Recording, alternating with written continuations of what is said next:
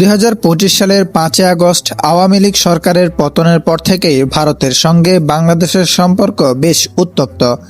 এর প্রভাব পড়েছে দেশের ক্রীড়াঙ্গনেও।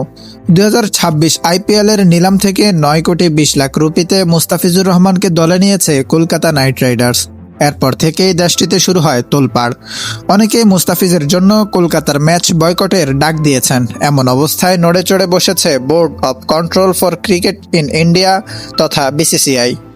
তারা নিজেদের অবস্থান স্পষ্ট করেছে, জানিয়ে দিয়েছে মুস্তাফিজের ব্যাপারে সরকারের কাছ থেকে কোনো নিষেধাজ্ঞা নেই।